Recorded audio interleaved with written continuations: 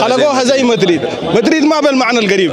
بعض الفنانين بيفتكروا انه مدريد بالمعنى القريب يعني زي ما هي عايزه، لا خطا. مدريد ملكة بريطانيا. الشعراء ده زين، انت انسان مرهف وانسان زواق، فالشعراء كانوا مثقفين. ادينا حاجه عن كسل. حبيت عشانك كسل وخليت دياري عشانك. كيف حلنقي كتب لون المانجا والشايل المانجا؟ كيف يا اخي؟ فالحقيقه بحر عندنا احنا طبعا ناس ام درمان. اي وديك حاجه.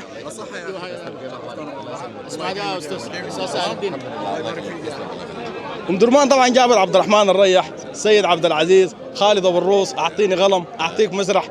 وام درمان كلها بوطه وكلها جمال، فنحن والله ما عصر لكن نحن بنميل لام درمان. ام درمان الهوى. اي والله قال له يا اخي عتيق كان فاد عبد العزيز داوود كان عنده زياره في وحده من سيدات الاذاعه عزمته. شوف الدنيا ذاتها كان مربوطه بشنو؟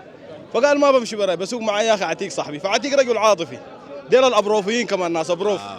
فساق معاه عتيق فلقوا الكهرباء قاطعه. عتيق ثاني يوم طوالي كتب يا اخي كل ما تهيب طراوه نار نزيد ضراوه. وبعض الفنانين والشعراء كانوا ناس مثقفين زمان، عندك ديمتري البازار كان بيسجل، ناس خالد ابو الروس. فانا سعيد بيك يا استاذ سعد يا اخي، سعيد بيك. والضرضي كان بيحب له وحدي، فزمن ما شافه، فجاء جنب بيتهم في بعض المساحه جو بعض العمال يبنوه يشيدوه يعني، فيشتغل معاهم عشان يشوف الحسنه دي، عشان يطلع يشوف. اشتغل معاهم قريب شهرين، قال لك يوم السقف يوم العرش لقوا طالع فوق من الصباح عشان يشوفه، والبيت حسد. فعلى العموم شال قروشه وطلع. فلما اولاد الحي اعطاهم حاجه كده المهم، فطلع برا لما قال لهم كوركو قولوا الحريقه الحريقه. فالبيت طلعت جنب الكتف قالت لهم الحريقه وين؟ قال لها الحريقه في قلبي ده.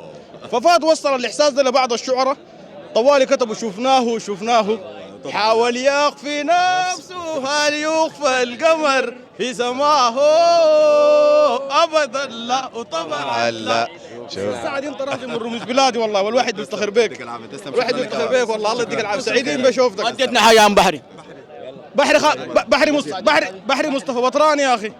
بحري جابت اكابر ناس مصطفى بطران، اطرد الاحلام يا جميل واصحى قوم نقضي. ده كمان افندي. شعراء الحقيبه بيتقسموا لاثنين، افنديه ومشايخه. امثال والضرادي شيخ.